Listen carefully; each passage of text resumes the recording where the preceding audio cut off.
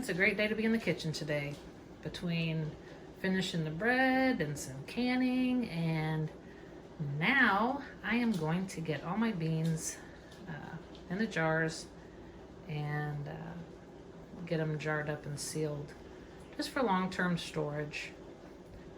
Another fun way to stock the pantry and always have food available and ready whenever you need it.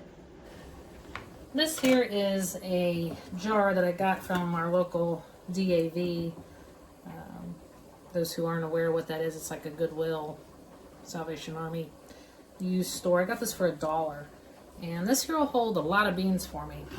Granted, I cannot vacuum seal it shut. Some people use oxygen absorbers. I'll probably just plan on trying to get this used up before they get old. And they last quite a while on the pantry shelf. And then I found these lovelies. These are expensive little critters. These are my Kilner jars. I love them. I just think they're so pretty. I collect all kinds of jars. Something about glass. I also will show you, we'll use these. We got these to help keep the air out. And you can also buy these to replace them, because you can also can in these. I don't know how, and I don't really plan on it. It's not my thing.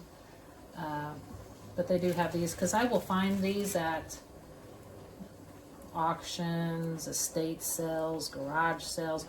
These here are new. I bought these at Ross's, and they were a pretty good price. I don't remember what they were. It was a good enough price for me to buy them. And then these here, I have friends that also find jars for me. These might have been in one of those finds.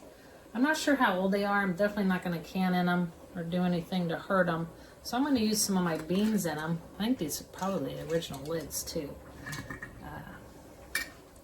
So they found me a lot of jars to wash them up, bring them home, and sometimes you find some real beauties. I love these. I haven't been using them, so I thought, well, we'll put some beans in them. Then you have your traditional wide mouth or pint jars. These here are ones that I can actually dry can in and don't need oxygen absorbers. I don't have any. Eventually I might purchase some. I think I got everything I need in order, and we'll get all these jarred up. Got my little canner. She's processing some beans for some chili. So that's on another video. So let's get these jarred up.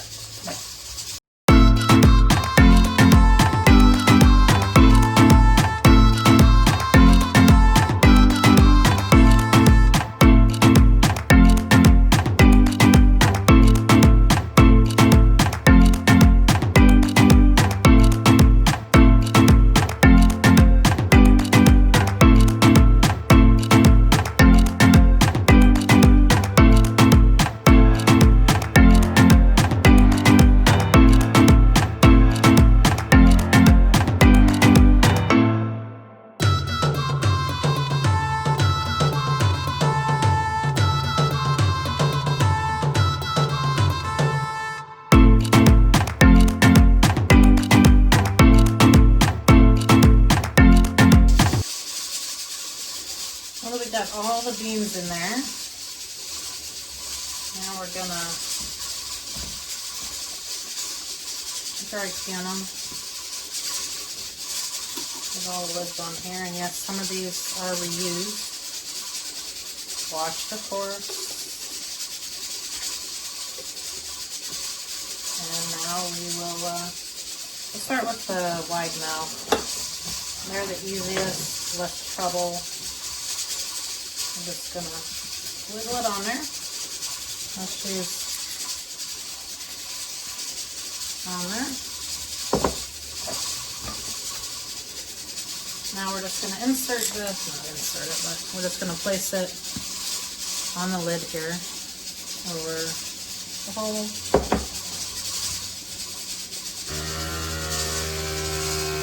And we'll run it.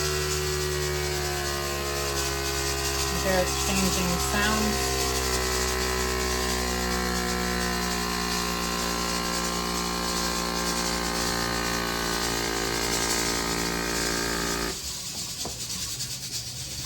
Put it on there good and tight. And then I do put the bands on here afterward, just in case they will unseal sometimes. Even new lids I've had unseal. I just put a band on there to help keep it down on the shelf, so if it does come undone, and it still has a little pressure on there to help seal it. And about once a month or so, I'll go down and go test all my lids and see if any of them are steamed or not, and then I'll bring them back and I'll reseal them up and put them back on the shelf. So I'm going to go ahead and finish getting these sealed.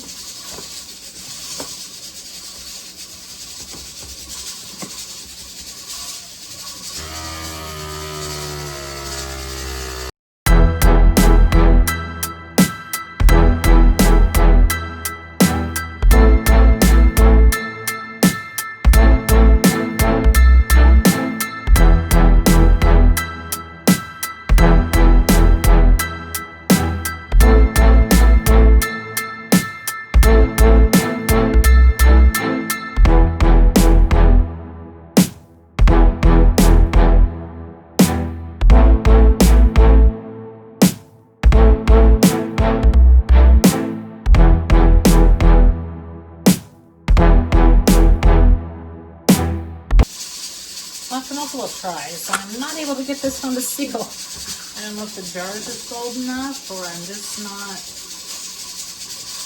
It is a little rough right here. Okay. I didn't check that. There is just a little roughness here compared to this being pretty smooth, so being as old as it is, it's going to happen. So I'm just going to put a lid on this one and call it good. That's pretty much how you do it. Pretty simple.